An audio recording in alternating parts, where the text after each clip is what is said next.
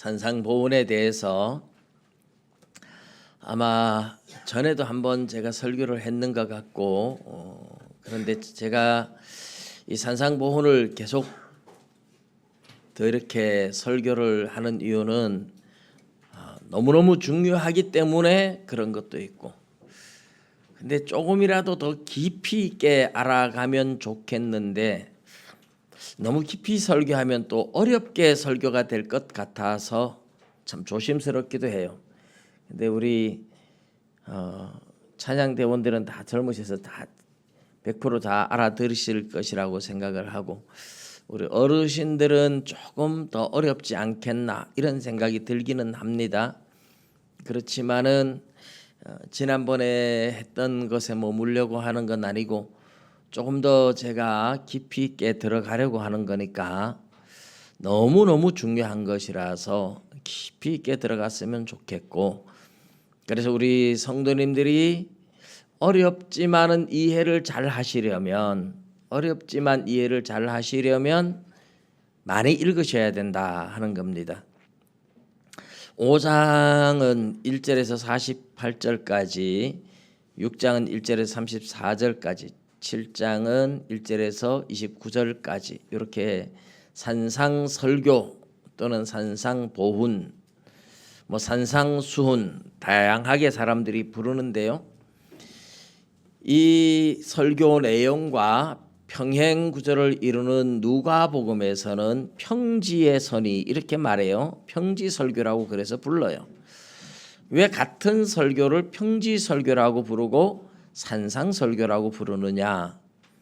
이제 갈릴리 바닷가에 가서 이 지역에 오병이어의 기적을 일으켰던 곳이라든지 직접 가서 보면 하고 이해가 갈 겁니다. 갈릴리 바닷가에서 보면 언덕이고 산이 맞아요. 비스듬한 언덕이 저 위에 언덕으로 쭉 이어져 있어서 산이라고 부를 수 있어요. 그런데 이제 막상 그곳에 가보면 워낙 경사가 완만해서 평지처럼, 막상 거기에 올라가면 평지처럼 느껴지기도 해요. 그래서 평지설교 이렇게도 부르고 산상설교 이렇게도 부릅니다. 누가복음은 이 산상설교의 내용이 한 곳에 모여 있지 않고 여기저기 산발적으로 흩어져 있어요. 마태는 그런 설교 내용들을 모아서 이 과정이 물론 성령의 감동을 따라서 했다고 보아야 되겠죠. 성령님께서 가르쳐 주셔서 굉장히 치밀하게 짜임새 있게 이 내용을 짜 넣었다는 거죠. 유대인들이 아주 즐겨하는 성경 구조, 영어로는 이렇게 앞뒤에 중요한 내용을 감싸고 있다 해서 인클루지오 구조라고 이렇게 부르는데, 그냥 이스라엘 백성들한테는 그냥 키아즘 구조, 키아즘 구조를 또 카이즘 구조 이렇게 부르는 사람도 있긴 합니다.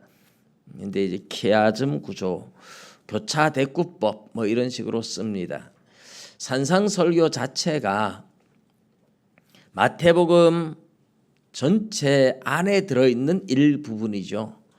마태복음의 구조를 한 5가지 정도로 보는데 제가 여기에서 그걸 다 이야기하면 진짜 어려워지고 복잡해지는데 5번의 설교가 나와요. 예수님의 긴 강화 설교 5번 나오고, 그 설교가 나오고 그다음에 기적 사건들이나 이런 다른 이야기 나오고, 또 설교 나오고 다른 설화들 이야기 나오고, 5번 중에 이제 첫 번째 설교가 산상설교입니다.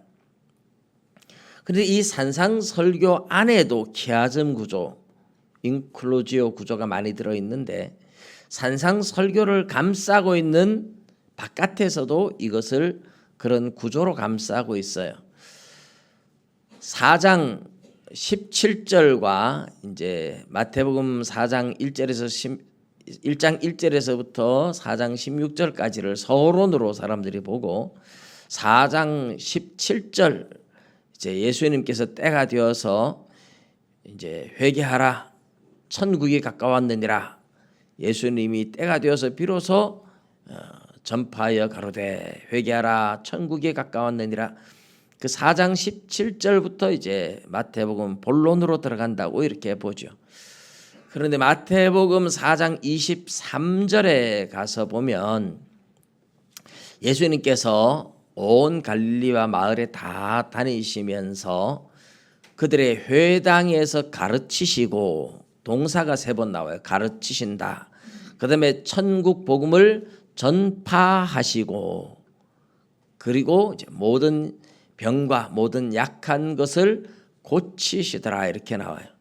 그래서 가르치시고 전파하시고 고치신다 하는 3개의 동사로 이루어진 이 내용과 아주 똑같은 내용이 9장 35절에 가면 또 나와요. 9장 35절에도 예수님께서 저희 모든 이제 동네에 다니시면서 그들의 회당에서 가르치시고 천국 복음을 전파하시고 모든 약한 것과 모든 병을 고치시더라.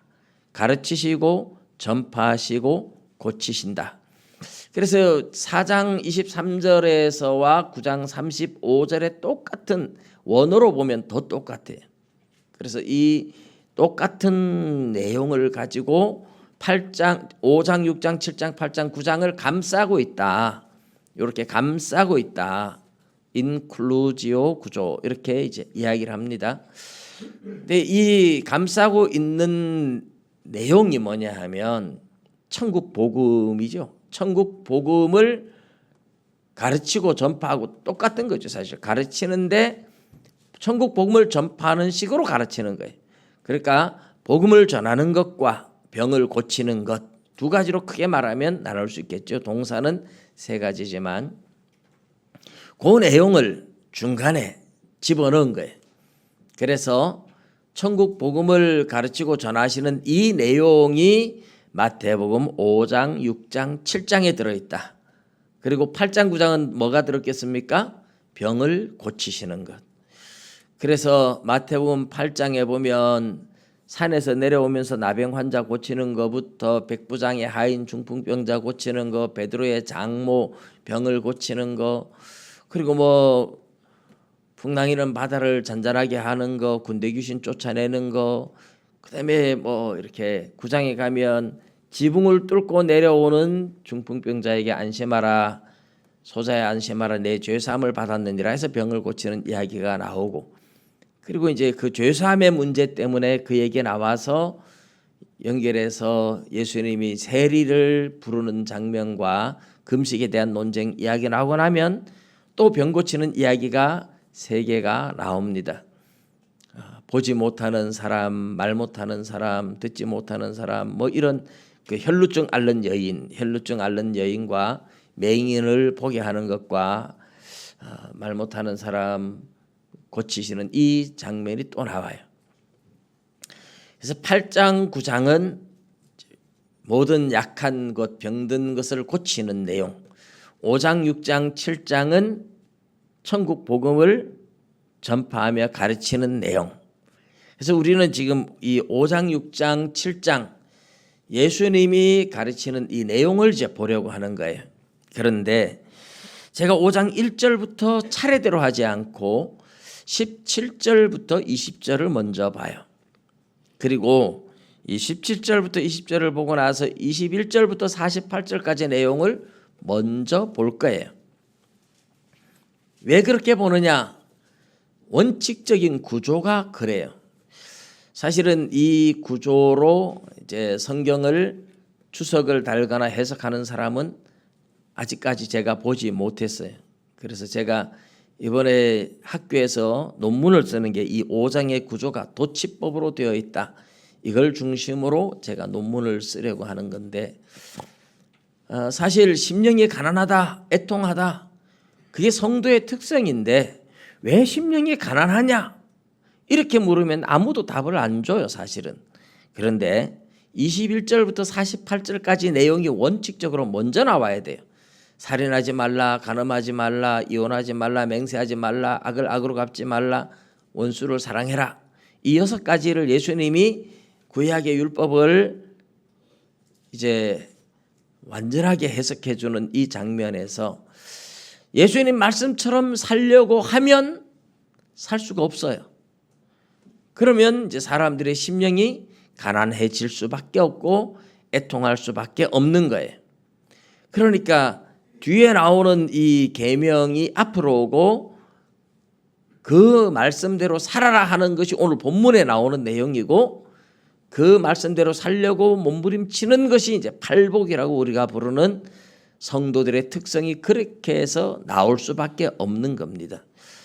그런 것 때문에 5장의 구조를 앞뒤로 바꿔서 봐야 되는, 도치법으로 봐야 되는 것이 5장의 구조이기 때문에 중간에 들어있는 이 17절에서 20절이 정말 중요한 내용이에요.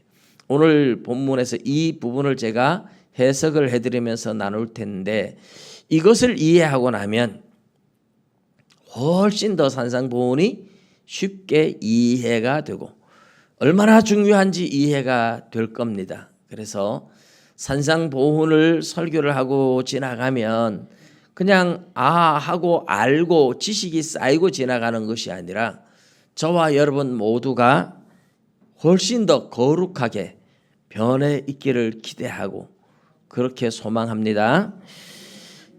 이 말씀대로 변해야 되죠. 그런데 이제 이 내용을 우리가 본문에 들어가서 내용을 알기 전에 이미 말씀을 드렸던 것처럼 천국 복음, 이 킹덤 오브 헤븐, 하늘나라, 이렇게 하늘의 왕국, 하늘나라, 바실레이아 우라노이스, 이렇게 우라노이스 하늘인데, 이 하늘나라 이것을 이제 마태복음에만 기록하고 있어요. 마가복음, 누가복음, 요한복음에는 킹덤 우라노이스라는 단어를 쓰지 않아요. 하나님의 나라라는 말은 쓰는데 하늘나라라는 말을 쓰지 않아요. 마태복음만 유일하게 하늘나라 이렇게 해서 우리가 번역할 때 천국이라 이런 말을 씁니다. 그런데 이제 19장에 가서 보면 예수님께서 그 부자가 천국 들어가기가 얼마나 어려운지, 부자가 천국 들어가기가 얼마나 어려운지, 낙타가 바늘구멍으로 들어가는 것보다 더 어렵다. 그러니까 제자들이 깜짝 놀라가지고 그러면 누가 천국에 들어갈 수 있습니까? 그때 예수님께서 하나님 나라 들어가는 것이 그렇게 어렵다 이 얘기를 하시고, 사람으로서는 할 수 없으되 하나님으로서는 다 할 수 있느니라 이렇게 얘기하는데, 거기에서 보면 예수님께서 하늘나라, 천국이라는 말과 하나님의 나라 이 두 가지를 섞어서 사용하고 있어요. 물론 예수님께서 어떻게 사용하셨는지 정확하진 않지만은 마태가 하늘나라와 하나님의 나라라는 말을 이제 교차적으로 사용을 하고 있어요. 같은 의미죠. 근데 마가, 누가, 요한은 왜 하늘나라라는 말을 쓰지 않고 하나님의 나라라고만 썼을까? 이방인들, 그 당시에 유대인들한테는 하늘나라 이러면 사실 하늘들의 나라 이렇게 복수로 쓰여지는데, 유대인들은 그렇게 말하면 하늘나라, 하나님의 나라 이렇게 이해를 했어요. 그런데 이방인들한테 만일에 하늘나라 이러면 저 우주 공간에 있던 어떤 세상, 플라톤의 이데아론 이런 것들이 이미 널리 퍼져 있기 때문에 하나님의 왕국, 하나님의 나라라는 개념과 다르게 오해할 수 있어서 주로 이방인들한테 보내는 편지는 누가복음, 요한복음 이런 것은 하늘나라라는 말을 쓰지 않고 하나님의 나라라는 말만 썼다는 겁니다. 마태복음은 이제 독자가 유대인들을 향하여 썼기 때문에 하늘나라, 하나님의 나라를 교차적으로 쓰고 있습니다. 하나님의 나라라는 말은 어떤 의미냐? 여러분, 우리가 다 잘 알듯이 나라 그러면 세 가지 요소가 있죠. 주권이 있어야 되고, 백성이 있어야 되고 영토가 있어야 된다. 그런데 지금 세상 나라는 주권이 있고 영토가 있고 백성이 있는데 주권은 누구한테서 나오는 겁니까? 백성들한테서 나오는 게 세상 나라예요. 그런데 하나님의 나라는 절대로 그렇지 않아요. 주권 철저하게 하나님으로부터 나오는 주권. 그래서 성경에서 말하고 있는 하나님의 나라의 개념은 주권, 영토, 백성 이런 것들을 다 생각하지 않아요. 물론 그것이 들어있고 당연한 것이긴 하지만 가장 초점이 하나님의 통치 아래에 있느냐, 하나님이 왕 되신 나라인가, 하나님이 주인이신가, 하나님의 다스림을 받고 있는가, 하나님의 통치 안에서 하나님의 다스림을 받고 있느냐 없느냐, 거기에 초점이 있는 거죠. 그래서 우리가 이 마태복음 5장, 6장, 7장의 가르침은 하나님의 나라, 천국 복음 이러지만 하나님의 나라에 대한 복음이고 하나님의 나라에 대한 질서고 하나님의 나라의 특성이기 때문에 하나님의 왕 되심에 대해서 잘 이해를 하면서 들으셔야 된다 하는 것을 먼저 염두에 두고 이제 시작을 합니다. 자, 오늘 17절 다 같이 한 번 더 읽어볼까요? 17절 시작. 내가 율법이나 선지자를 폐하러 온 줄로 생각하지 말라. 폐하러 온 것이 아니요 완전하게 하려 함이라. 아멘. 이 17절에 예수님께서 내가 율법이나 선지자를 이렇게 말할 때 율법과 선지자 이 표현이 뭔지 아시죠?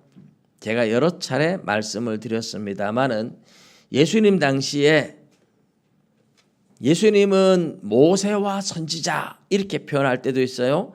모세와 선지자 이러면 모세는 율법, 모세가 창세기, 출애굽기, 레위기, 민수기, 신명기 5권의 율법서를 기록한 사람이기 때문에 율법 이렇게 표현하거나 모세의 글 이렇게 표현하거나 다 동일한 모세 오경을 말해요. 그리고 나머지는 예수님이 다 선지자들의 글이라고 생각을 했어요. 그래서 모세와 율법 모세와 선지자들 이렇게 말하거나 율법과 선지자 이렇게 말하는 것은 구약 성경 전체를 의미하는 말입니다. 할렐루야. 잘 기억하셔야 돼요. 오늘 이래서 조금 제가 깊이 들어간다고 말씀을 드렸는데 조금 어려울 수 있지만 잘 들으셔야 돼요. 굉장히 중요한 거예요. 율법이나 선지자를 폐하러 온 줄로 생각하지 마라. 구약 성경을 내가 없애기 위해서 온 게 아니다. 구약 성경을 폐기 처분하기 위해서 온 것이 아니다. 오히려 뭐라고요? 예수님께서 폐하러 온 것이 아니라 완전하게 하려 함이라. 이게 이제 번역상 또 좀 어렵게 된 번역이에요. 헬라어로 플레로라는 단어인데 영어로는 이제 fulfill이라는 단어를 NIV에서 썼더라고요. fill 하는 말은 이제 채운다는 뜻이고 full은 가득 찼다라는 말인데 fulfill 하는 것은 채워서 가득 차게 되는 그런 상황이죠. 근데 이게 지금 굉장히 중요한 건데 개역 성경에서 완전하게 하는 것을 개역 개정판에서도 똑같이 그대로 끌고 왔어요. 이 플레로라는 단어를 번역을 할 때 이 흐름상 완전하게라는 말보다는 성취라는 번역을 하는 것이 훨씬 흐름상 문맥상 모든 것이 맞는 겁니다. 그리고 이거는 저만 이야기하는 것이 아니라 신약학자들도 대부분 다 성취라고 번역을 해야 옳다라고 이야기를 합니다. 예수님께서 율법이나 선지자, 구약 성경을 폐하러 온 것이 아니라 그것을 성취하러 왔다 이렇게 말씀을 해요. 성취한다는 말은 그럼 뭔 말입니까? 구약이 예언적인 기능을 가지고 있으니까 예언을 예수님이 성취하러 왔다 이런 뜻이 됩니다. 이 내용을 보충해 주는 내용이 마태복음 11장 13절에 가면 예수님께서 이런 말씀을 하세요. 세례 요한보다, 여자가 낳은 자 중에 세례 요한보다 더 큰 자가 일어남이 없다고 했잖아요. 그런데 구약의 율법, 구약 시대는 어디까지냐? 세례 요한까지다. 그래서 선지자들과 율법에 예언한 것은 요한까지니 이래요. 여러분, 선지자와 선지자들과 율법이 예언한 것, 마태복음 11장 13절에만 특이하게 이 순서를 바꿔놨어요. 대부분 순서가 율법과 선지자 이렇게 해놔요. 율법과 선지자의 글 이런 식으로 하는데 마태복음 11장 13절은 이 율법과 선지자를 순서를 딱 바꿔놔가지고 선지자와 율법이 예언한 것 이렇게 말해요. 그러니까 율법은 예언하는 게 아니고 어떤 율법이라고 생각하고 예언은 선지자들이 하는 거라고 이렇게 생각하기 쉽죠. 그래서 아마 예언하는 기능이 선지자만 예언하는 것이 아니라 율법도 예언의 기능을 가지고 있다. 이 이야기를 하고 싶어서 선지자와 율법에 예언한 것, 이래서 율법이 예언한다 이렇게 사용했다고 봅니다. 여러분, 율법의 예언적 기능은 굉장히 많죠. 창세기, 출애굽기, 레위기, 민수기, 신명기에 보면 전부 다 우리가 모형론이라고 부르는데, 모형론, 장차 오실 예수님에 대해서 미리 보여주는 모형 역할을 하는 게 너무너무 많아요. 예를 들어서 이스라엘 백성들이 출애굽하는 것, 출애굽, 이것도 죄로부터 우리의 영혼을 구원해내는 과정을 보이기 위한, 예수님이 우리를 죄로부터 건져내는 것을 보여주기 위한 하나의 모형이었어요. 모형. 5가지 제사제도, 이것도 예수님이 십자가에 와서 못 박혀 죽으면서 우리 죄를 해결해 주실 것을 보여주기 위한 모형이 제사제도였잖아요. 제사제도만이 아니라 성막도 예수 그리스도를 지칭하는 모형이고, 제사장의 옷도, 대제사장의 옷도 예수 그리스도의 모형이고, 절기도 예수 그리스도의 구원 사역을 보여주는 모형이고, 뭐 아브라함, 이삭, 야곱, 뭐 요셉 다 예수 그리스도의 모형으로, 선지자 중에 나보다 큰 일이, 뭐 모세보다 큰 자가 일어나는 일이 없지만은 마지막 때에 모세와 같은 자가 일어난다 이래서 신명기 18장 끝에 나오는 내용은 예수 그리스도를 모세와 이렇게 비교를 하고 있는데, 모세도 그런 의미에서는 모형이에요. 모형. 그래서 구약의 율법서에 들어있는 엄청나게 많은 내용들이 다 모형의 기능, 예수님이 장차 오셔서 하실 일들을 보여주기 위한 모형이라면 그 모형론 자체가 예언적인 기능을 가지고 있어요. 그래서 선지자들도 예언하고 율법도 예언하고, 그런데 그 율법과 선지자가 예언하는 예언의 기능은 언제까지라고요? 세례 요한 때까지. 그러면 세례 요한까지는 구약 성경 저 창세기부터 계속 예언해 왔는데 그 예언이 세례 요한 때 와서 끝난 거예요. 끝나고 이제부터 뭐예요? 예수님이 와서 그 예언들을 하나하나 성취해 나가는 거예요. 할렐루야. 예. 너무 어려워서 아예 못 듣겠다고 눈 감고 들으시는 분은 절대 귀에 안 들어오는데, 어려워도 조금만 참으시고 오늘 이걸 잘 이해를 하셔야 돼요. 자, 구약의 예언들은 세례 요한 때까지 모든 구약 성경은 예언의 기능을 가지고 있다. 그런데 예수님이 오셔서 내가 율법이나 선지자를 폐하러 온 것이 아니고 율법이나 선지자들이 예언한 그 예언을 성취하러 왔다. 그렇게 번역을 하는 것이 17절의 바른 번역이에요. 그래서 폐하러 온 줄로 생각하지 마라. 폐하러 온 것이 아니라 완전하게 하려 함이라. 여기에 완전하게, 여러분 여기에다가 뭐 줄 하나 꺼가지고 바깥에 빈 공간에다 성취 이렇게 좀 적어 놓으셔도 괜찮습니다. 예수님은 예언을 성취하러 온 분인 줄 믿습니다. 예, 성취하러 왔어요. 그 다음에 이제 어떻게 성취를 하시느냐. 18절에 진실로 너희에게 이르노니 천지가 없어지기 전에는 율법의 1.1획도 결코 없어지지 아니하고 다 이루리라. 이 번역은 17절보다 더 심각한 오류 번역이에요. 우리 성경에 사실 번역의 오류들이 굉장히 많아요. 여기에는 종속절이 2개, 주절이 1개, 중요한 중심되는 절이 하나고 종속절이 2개다. 영어 성경을 보면 until 이렇게 써요. 뭐뭐 때까지 until이 2번 나와요. 여기에 보면 진실로 진실로 너에게 이르노니 천지가 뭡니까? 하늘과 땅이 없어지기까지. 여기에 until이 있어요. 하늘과 땅이 없어지기까지 율법의 1.1획도 없어지지 않는다. 그 다음에 또 until이 또 나와요. until이 뭐에 until이 나오느냐? 이 모든 것을 다 이루기까지 이렇게 나와요. 그러니까 율법의 1.1획도 없어지지 않고 다 이룬다 이런 의미가 아니고 하늘과 땅이 없어지기까지 또는 구약에 예언한 모든 예언을 다 성취하기까지 율법의 1.1획도 없어지지 않는다.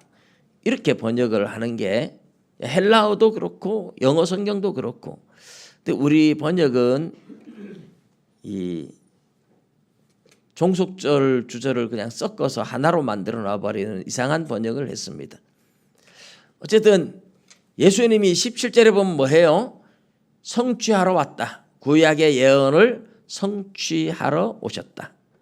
그런데 그 예언의 성취가 다 이루어지기 전까지는 예수님이 그 예언을 다 성취하기 전까지는 율법의 1.1획도 없어지지 않는다. 또는 하늘과 땅이 없어지기 전에도 율법의 1.1획도 없어지지 않겠다. 그러니까 예수님은 오셔서 이미 구약의 율법과 선지자들의 글에 예언된 예언들을 성취하신 분이에요. 예언의 성취자가 예수님인 줄 믿으시기 바랍니다. 예, 이런데 성취했는데 그러면 다 성취하셨느냐? 예, 모든 걸 다 성취는 하셨는데 성취가 이미 성취가 되었는데 아직 완성되지는 않았어요. 완성은 예수님이 재림할 때 완성되는 거예요. 그래서 이제 늘 하나님의 나라가 이미 시작되었지만 아직 완성되지는 않았다. 이렇게 해서 이미와 아직이라는 이 긴장 속에 우리가 살고 있다는 거죠. 이미 하나님의 나라가 이루어졌고 이미 예수님이 모든 구약의 내용들을 성취하셨고 그래서 우리는 이미 하나님 나라에 살고 있고 그렇지만 아직 하늘과 땅도 없어지지 않았죠. 아직 모든 것이 완전하게 성취된 건 아니에요. 예수님이 재림할 때 모든 것이 완전하게 성취가 됩니다.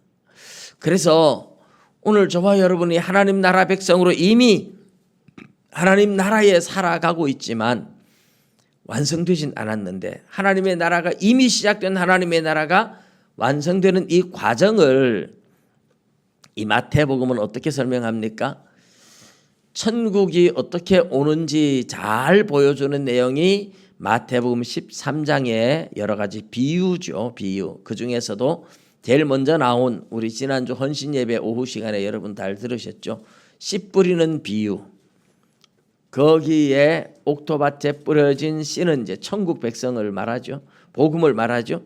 복음이 들어가서 자라는데 100배, 60배, 30배 열매를 맺는다.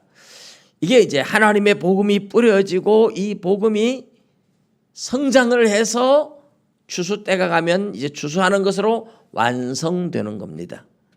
그래서 하나님의 나라는 자라가는 거예요. 이미 예수님이 오셔서 씨를 뿌리고 하나님의 나라가 이미 이 땅에 시작되었지만 완성될 때까지 하나님의 나라는 계속 자라가는 겁니다. 은밀하게, 그것도 은밀하게 자라가는 방식으로 하나님의 나라는 자라갑니다. 여러분, 하나님의 나라가 완성되는 것은 우리가 복음을 전해서 예수 믿을 사람이 다 예수 믿게 되고 그 사람들도 신앙이 성장하고 그래서 하나님의 택한 백성들이 다 구원 얻을 때 예수님 재림함으로써 하나님의 나라가 완성되는 거거든요. 그러니까 우리 한 개인으로 봐도 신앙이 자라가고 있고 우리 하나님의 나라 백성이 구원 얻을 사람이 전도를 통해서 확장되어 가는 것도 자라가는 겁니다. 하나님의 나라는 여전히 진행형입니다. 하나님의 나라는 이미 시작되었지만 아직 완성되지 않고 그 완성을 향해서 계속해서 자라가고 있습니다. 그래서 예수님은 내가 이 율법을 폐하러 온 것이 아니고 그것을 성취하러 왔는데 사람들이 자꾸 예수님이 율법을 폐하는 게 아니냐, 율법을 없애려고 온 거 아니냐 이렇게 오해하실까 봐 폐하러 온 것이 아니다. 율법의 1.1획도 예언을 다 성취하기 전까지는 없어지지 않아. 하늘과 땅이 없어지기 전에는 없어지지 않아. 예수님 재림할 때 하늘과 땅이 없어지죠. 그리고 새 하늘과 새 땅으로 만들어집니다.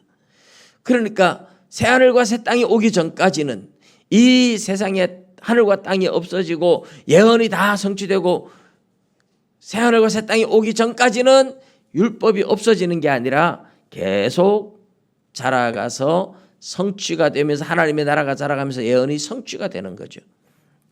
자, 그래서 저와 여러분은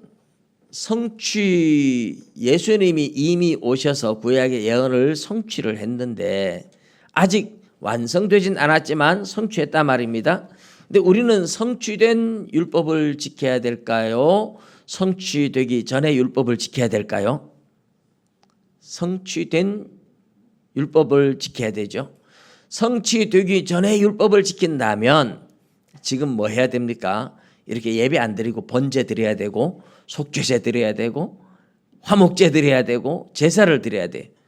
이 제사도 예수님이 오셔서 십자가에 못 박히면서 완성을 이루었잖아요. 그래서 성취가 됐어요. 그런데 십계명이나 이런 율법은 이제 마태복음 5장 21절부터 쭉 그 이야기가 나오는데 예수님이 구약의 율법서 속에 들어있는 레위기서의 제사제도나 절기나 뭐 이런 것들은 그건 의식법이라 이렇게 칼빈이 나누었었는데 또 내나 율법의 일종이지만 예수님께서 그 율법을 성취하심으로 더 이상 제사가 필요 없죠. 그런데 십계명 율법 중에 십계명 살인하지 말라, 간음하지 말라, 도둑질하지 말라 뭐 이런 것들은 그러면 예수님이 어떻게 성취하셨습니까?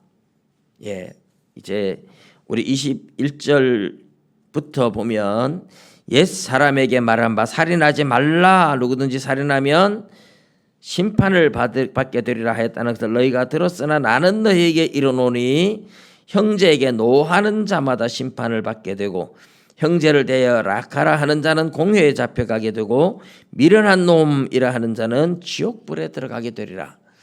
여러분, 구약에 살인하지 말라 하는 계명과 예수님이 지금 이 내용의 정신까지 해석 적용을 해주는 내용에는 엄청난 차이가 있어요.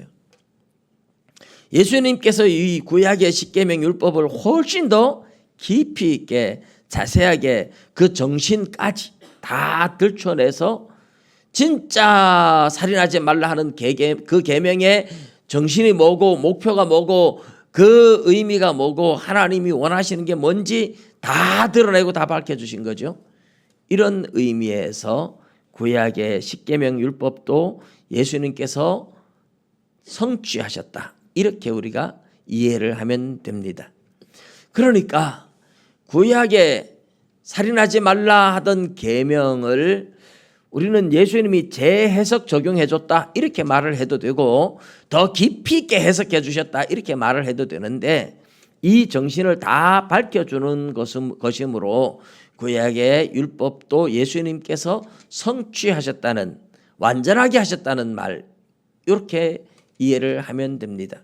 17절에 그래서 율법을 폐하러 온 것이 아니라 완전하게 하러 왔다 하는 말을 제가 성취하러 왔다 이렇게 표현했을 때 제사 제도나 이런 것들은 성취라는 표현이 훨씬 더 어울리고, 사실 살인하지 말라 이런 계명들은 예수님께서 완전하게 하러 왔다 이렇게 해석하는 것이 훨씬 더 어울리는 표현이라고 할 수는 있어요.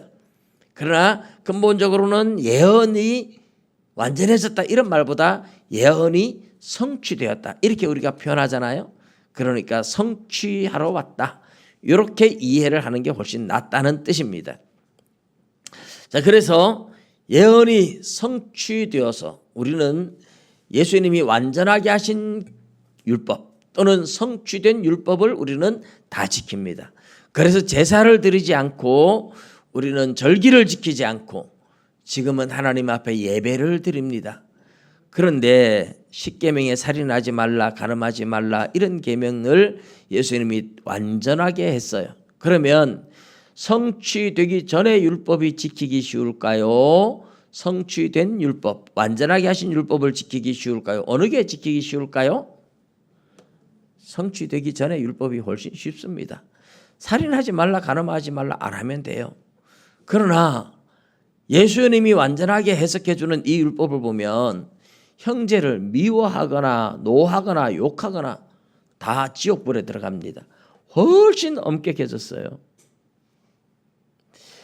여러분, 그러면 훨씬 지키기가 어려워요. 그런데 이제 19절에 우리가 충격적으로 이 말씀을 보셔야 됩니다.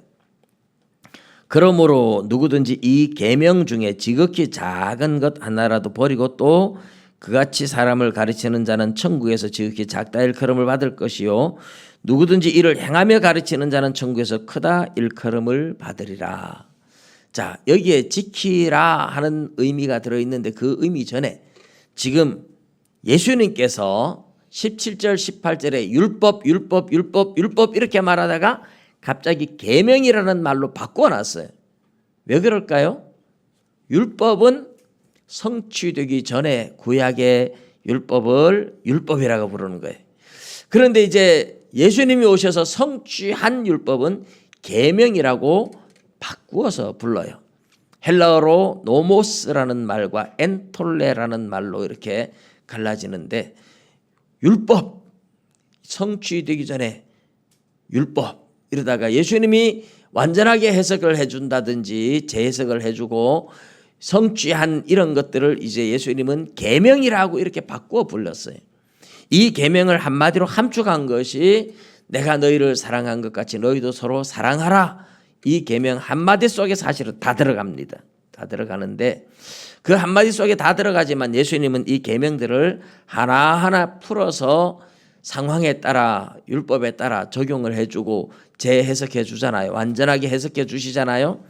그런데 보면 화내도 안 되고 욕해도 안 되고 이제 요한 1서로 가면 3장 15절에 보면 형제를 미워하는 자마다 살인하는 자니 살인하는 자마다 그 속에 생명이 없다 그랬어요. 그러니까 여러분 살인이 왜 일어나느냐? 미워하는 마음. 그 미워하는 마음이 커져서 분노가 일어나고 분노가 살인을 저지르게 되는 거니까 이 살인이라는 죄의 씨앗은 미움이고 분노라는 겁니다. 그래서 미움이나 분노도 씨앗이지만은 그것이 자라서 결국은 살인이라는 열매를 맺게 되니까 동일한 살인으로 본다 이 말이죠. 여러분 사과나무 씨앗이나 사과가 어린 사과나무든지 큰 사과나무든지 열매를 맺든지 안 맺든지 사과나무는 다 동일한 사과나무듯이 미움이나 분노나 살인이나 이게 다 같은 한 줄기 한 나무라고 한 뿌리라고 한 씨라고 이야기를 하고 있는 겁니다. 그러면 이 계명을 예수님은 지키라고 하고 있어요. 여러분 이제 지금까지 우리는 안 지켜도 되는 것처럼 어떻게 다 지켜 못 지키지 안 지켜도 되는 것처럼 자꾸 생각해 왔지만 예수님께서는 지키라고 얘기를 하지 지키지 않아도 되는 것을 말하지 않아요. 이 산상보훈의 결론이 13절 7장 13절부터 나오는데 7장 13절 14절에 뭐라 그럽니까? 좁은 문으로 들어가라. 멸망으로 인도하는 문은 넓고 크고 그 길이 넓어 찾는 자가 많고 생명으로 인도하는 문은 좁고 길이 협착하여 찾는 이가 적다. 자, 여기에 좁은 문 좁은 길은 뭘 말합니까? 예수님이 말씀해 주시는 성취된 율법 계명을 지키는 거죠. 이 계명대로 사는 게 너무너무 힘들어요. 안 돼요. 그러니까 좁은 문 좁은 길이 되는 겁니다. 그런데 이 계명을 안 지켜도 돼 하고 그냥 내 멋대로 살아가면 넓은 문 넓은 길이 돼요. 좁은 문 좁은 길 이렇게 말하는 것은 결국은 결론으로 내 말을 지켜라 내 계명을 지켜라 하는 건데 은유법으로 표현해서 좁은 문 좁은 길 이렇게 말한 겁니다. 그래서 이것을 다시 이해를 잘 시키기 위해서 7장 24절부터 27절에 한 번 더 덧붙여 말하는 게 내 말을 듣고 행하는 자는 반석 위에 집을 지은 지혜로운 사람 같다. 비가 오고 바람이 불고 창수가 나서 그 집에 부딪혀도 무너지지 않는다. 이렇게 말씀을 하셨고 내 말을 듣고 행하지 않는 사람 넓은 길로 가는 사람이죠. 그런 사람은 모래 위에 집을 지은 어리석은 사람 같으리니 비가 오고 바람이 불고 창수가 나서 그 집에 부딪힐 때 무너져 그 무너짐이 심하다. 그래서 주님은 주님의 말씀을 지키라고 하고 있는 거예요. 결론도 지키라고 하고 오늘 19절에도 지키라고 하는데 그럼 과연 누가 지킬 수 있느냐? 이제 과연 지킬 수 있느냐? 이 말이 이제 우리가 이 말들을 이제 풀어가야 할 숙제입니다. 그런데 오늘 거기에 대해서 간단하게 먼저 말씀을 드리고 이 정신이 얼마나 중요한지를 이제 하나하나 다음 주부터 좀 풀어갈 생각입니다. 중요한 것은 사람은 지킬 수 있느냐, 지킬 수 없다는 겁니다. 예수님이 들려주신 이 계명들은 성취된 율법 이 계명은 누구도 지킬 수 없어요. 그런데 지킬 수 있는 사람이 있어요. 마태복음 19장에 누가 천국에 들어갈 수 있습니까? 할 때 예수님이 사람으로서는 할 수 없으되 하나님으로서는 다 할 수 있느니라 했던 맥락과 똑같습니다. 여러분 사람으로서는 오른쪽 뺨 때리면 왼쪽도 돌려야 되고 오리를 가자 그러면 심리까지 가고 원수를 사랑해야 되고 쏘고 달라 그러면 거두까지 주고 마음의 음욕을 품어도 안 되고 미워해도 안 되고 사람이 할 수 있는 게 아니에요. 할 수 있다고 생각하면 대단한 착각입니다. 아무도 할 수 없어요. 근데 할 수 없는 걸 예수님이 왜 이야기하고 하라고 하느냐? 그래서 하나님의 나라 백성들에게만 적용되는 하나님 나라 백성들이 지켜야 되는 계명이지 세상 사람이 지킬 수 있는 게 아니다 하는 겁니다. 여러분 인도의 그 유명한 간디 알죠? 간디는 예수를 안 믿었는데 산상보훈을 보고 반해가지고 이걸 지키려고 부단히도 애를 썼어요. 물론 다 지킬 수 없었어요. 사람으로서는 지킬 수 없는 거예요. 그런데 사람이 지킬 수 없으면 그럼 누가 지킵니까? 하나님이 지배하는 사람, 하나님 나라에 속한 사람, 제자들이 나왔잖아요. 여러분 이 산상보훈도 출애굽하고 비교를 해보면 됩니다. 홍해바다를 건너서 이스라엘 백성들을 데리고 시내산에 올라가서 모세가 하나님의 율법을 받아가지고 내려오죠. 근데 지금 예수님은 사람들을 데리고 산에 올라가 앉으니까 제자들이 또 나오니까 예수님이 들려줘요.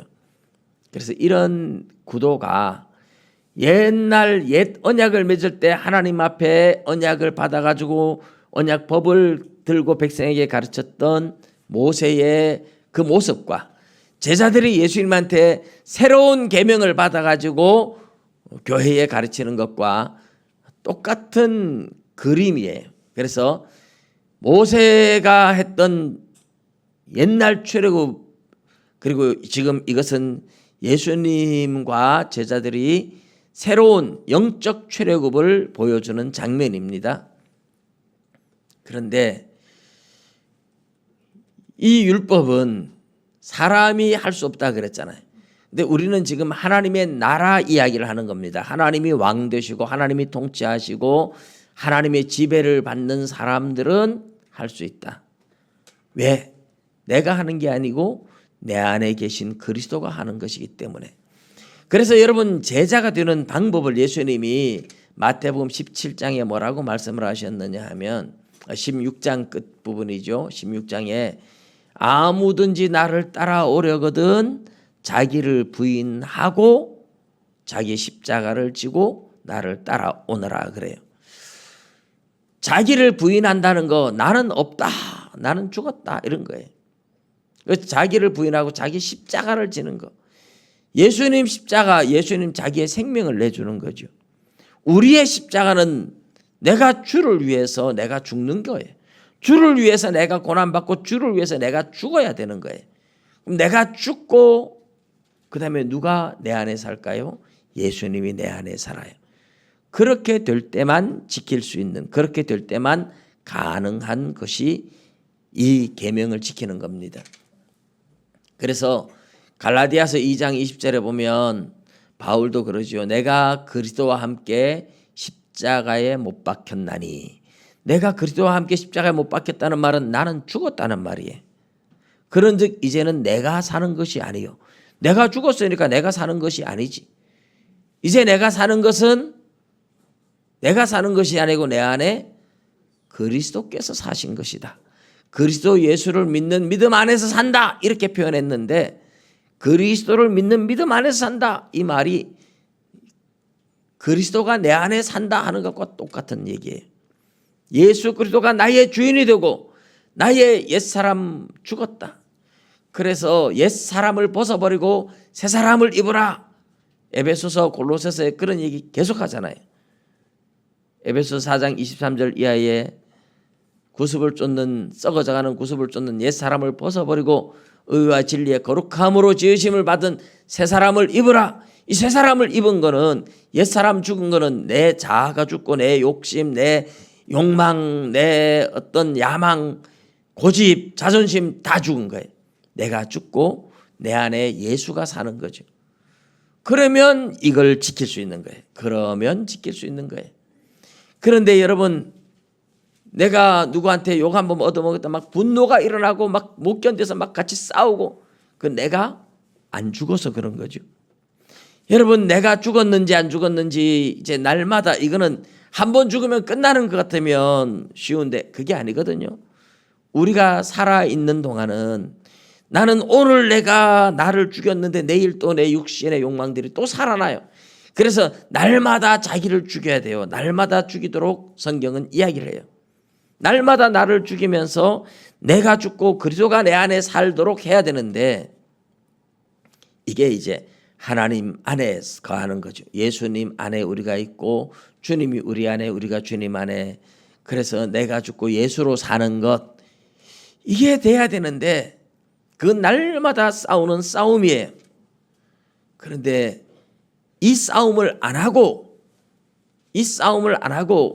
그냥 믿음으로 의롭게 되니까, 나는 믿으니까 구원 얻었어, 이대로 살 수 없는 거야, 이렇게 하는 사람은 전혀 하나님의 통치를 받지 않는다는 뜻입니다.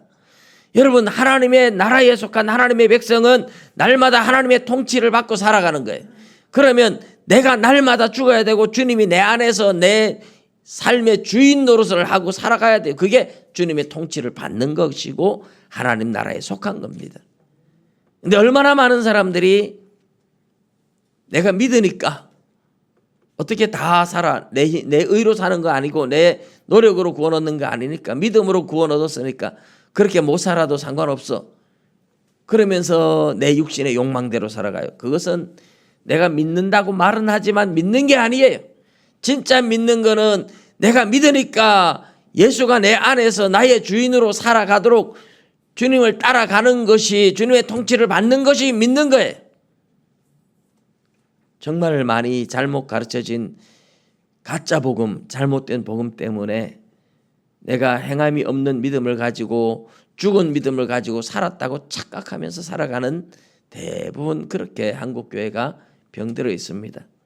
여러분 다시 오늘 이 말씀을 명심하시고 우리가 이 산상보훈을 끝낼 때는 우리가 거룩해져 있을 수밖에 없는, 거룩해져 있어야 된다고 제가 서두에 말씀한 이유가 바로 이거예요.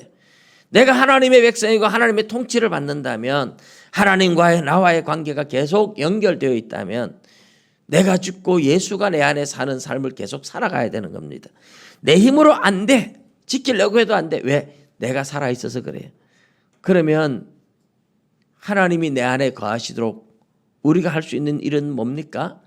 기도밖에 없어요. 그래서 바로 결론 앞에 가면 7장 7절에서 11절까지 12절까지 연결해 주면 구하고 찾고 두드리라고 하죠. 내 힘으로 안 되니까, 그래서 심령이 가난한 자가 애통하면서 하나님 도와달라고, 내 힘으로 안 된다고 성령 달라고 날마다 이 부르짖고 기도하는 가운데 성령 충만을 받죠. 누가복음에서 그래서 보면 구하는 자에게 성령을 주시지 않겠느냐 이렇게 말하거든요. 마태복음은 좋은 것을 주시지 않겠느냐. 그 좋은 것이 성령님이에요. 저와 여러분은 성령을 받아야 돼요. 성령을 받아서, 성령 충만함을 받아서 날마다 성령에 이끌리는 삶이 되면 말씀대로 살아가는 겁니다. 이 마태복음에 예수님이 들려주는 산상보훈의 그 추구하는 목적이 너희들이 성령 충만을 받아서 너희들 마음대로 사는 게 아니라 너희들이 하나님의 백성으로 하나님의 통치를 받으면서 하나님의 계명을 지키고 살아야 된다는 것을 이야기하고 있는 겁니다. 살아도 되고 안 살아도 되고 이런 게 아니고 말씀대로 살기 위해서 여러분 오늘부터 한번 몸부림쳐 보십시오. 그리고 내 힘으로 몸부림쳐도 역시 내 힘으로 안 된다는 것을 또 경험하실 겁니다. 그리고 하나님 앞에 될 때까지 성령 부어 주셔서 내 마음이 아니고 내 힘이 아니고 하나님이 주시는 은혜로 내가 순종하는 삶이 될 수 있도록 도와달라고 기도하십시오. 언제까지 기도해야 되느냐? 될 때까지 하는 겁니다. 성령 충만 받을 때까지. 저와 여러분이 그래서 다 성령 충만 받고 우리가 다 이렇게 변하면 여기는 바로 멋진 천국이 이루어질 줄로 믿습니다. 우리가 아직까지 그 자리에 너무 도달하지 못해서 우리는 천국이 이루어지지 않고 있어요. 서로 온전하게 사랑하지 못하고 있어요. 그런데 우리가 이 말씀대로만 살면 여기는 정말 낙원처럼 변해 있을 겁니다. 그것을 목표로 해서 산상수훈을 설교하는 겁니다. 저와 여러분이 그 자리에까지 꼭 이룰 수 있도록 날마다 말씀 묵상하며 읽고 묵상하며 이 말씀대로 살지 못해서 가슴치며 아파하며 회개하며 기도하며 성령 부어달라고 기도하며 성령 충만함을 받아서 저와 여러분 모두가 하나님이 왕 되시고 하나님이 통치하는 이곳에서 천국을 누리며 살아가는 날이 올 수 있기를 주님의 이름으로 축복합니다. 기도드리겠습니다.